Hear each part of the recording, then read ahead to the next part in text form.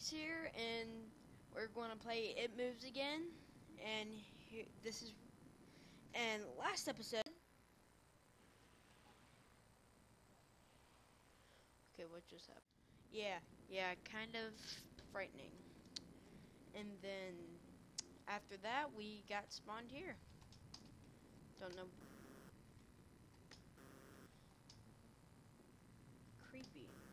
One smiley, one.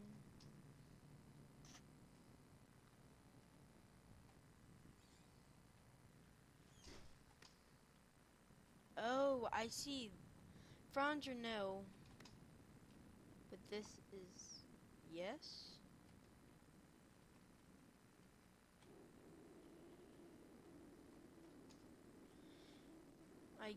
Someone get this?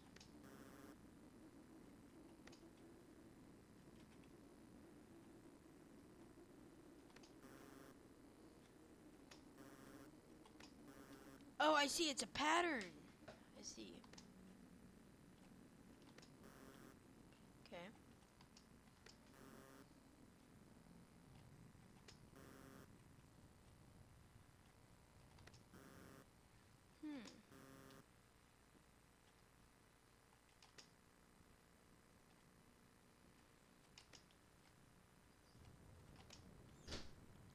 Figured it out. Epicness. Alright, let's see. For some reason, this reminds me of Silent Hill. Some kind of machinery. Yeah, just the way it's made, it looks like it would be a Silent Hill minigame. And a corp. What's that? I mean, what is that? Oh God. Dude, the face is still on the screen.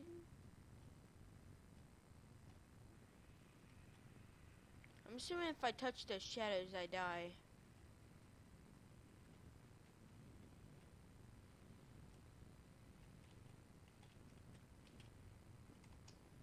They want the poster. The face is still there.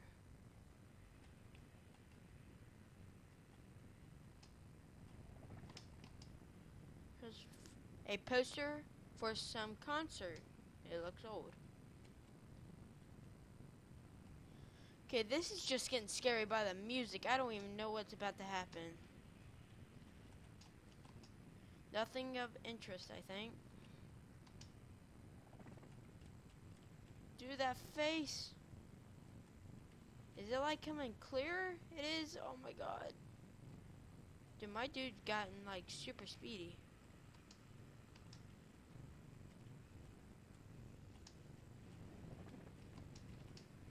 Instructions on how to use a fire extinguisher.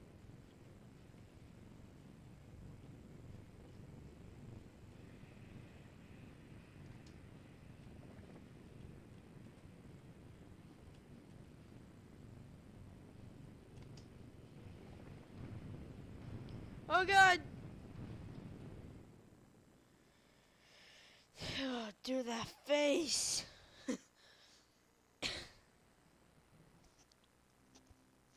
When you awake from a deep sleep to something moving or steering, it can take a few moments for you to truly understand what is happening.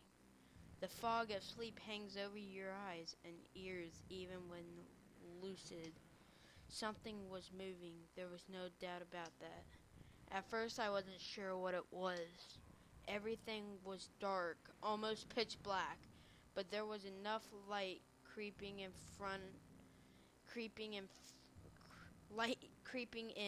from outside that to outline that room. Two thoughts appeared in my mind almost simultaneously. The first was that my parents were in bed because the rest of the house lay both in darkness and silence. The second thought turned to the noise, a noise which had obviously woken me. That was it. Bed sheets rustling in the dark and something breathing. As as if some disturbed sleeper was attempting to get all too comfortable in the bottom bunk. I lay there in disbelief, thinking the noise was either my imagination or perhaps just my pet cat finding somewhere comfortable to spend the night. It was then that I noticed my door shut as it has been as I'd fallen asleep. Perhaps my mom had checked in on me and the cat had sneaked into my room then. Yes, that must have been it. I turned the face to the wall, closing my eyes in the vain hope that I could fall back to sleep. As I moved, the rustling noise from underneath me ceased, as thought that I must have disturbed my cat. But quickly I realized that the visitor in my bottom bunk was much less mundane than my pet trying to sleep, and much more sinister. As if alerted to and disgruntled by my presence, the disturbed sleeper began to toss and turn violently, like a child having a tantrum in their bed. I could hear the sheets twist and turn with increasing ferocity. Fear then gripped me, not like the subtle sense of unease I had experienced earlier, but now potent and terrifying. My heart raced as my eyes panicked, scanning the almost impenetrable darkness. I let out a cry. As most young boys do, I instinctively shouted on my mother, as could hear something stir up in the other side of the house. But as I began to breathe in a sigh of relief that my parents were coming to save me, the bunk bed suddenly started to shake violently, as if gripped by an earthquake, scraping against the wall. I could hear the sheets below me thrashing around as tormented by malice. I did not want to jump down to safety, as I feared the thing in the bottom bunk would reach and grab me, pulling me into the darkness, so I stayed there, white knuckles clenching my own blanket like a shroud of protection. The wait seemed like an eternity. "What's wrong? Did you have a bad dream?" I cried, and my mother consoled me. Tears of fear followed by relief streamed down my face. Yet through all of the horror and relief, I did not tell her why I was so upset. I cannot explain it, but it was as though whatever had been in that bunk would return if I even so much as spoke of it. Whether that was the truth, I do not know, but as a child I felt as if that unseen menace remained close listening. My mother lay in the empty bunk, promising to stay there until morning. I remember the next day wanting to go anywhere, be anywhere but in that suffocating room. It was a Saturday, and I played outside quite happily with my friends. Although our house was not large, we were lucky to have a long sloping garden in the back. We played there often, as much as was overgrown as we could hide in the bushes, climb in the huge sycamore tree which towered above all else, and easily imagine ourselves in the throes of a grand adventure. As fun as it all was, occasionally my eye would turn to a small window in my room, ordinary slight in a sense or something. But for me, that thin boundary was a looking glass of straight cold pocket of dread. Outside, the lush green surroundings of my garden filled with the smiling faces of my friends. Inside, the feeling of something in my room watching me play, waiting for the night when I would be alone, eagerly filled with hate.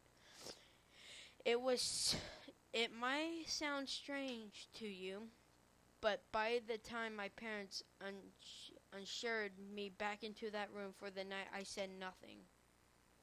I didn't protest. I didn't even make an excuse to why I couldn't sleep in there. I still felt that this thing would be enraged if I so much as spoke of it. Another night came. Seriously, this is like Silent Hill, but only takes place at night and it has strange creatures like Silent Hill. Chapter 3, Factorize. Wow, that was a super quick episode, I guess. Well, yep, save. Yep. Well, I guess that'll be it for this episode. If you did like this video, please leave a like and please leave a like. Let's reach 7 likes on this episode. 7 likes. And as I said before, please leave a like, subscribe, and Dryax is signing out.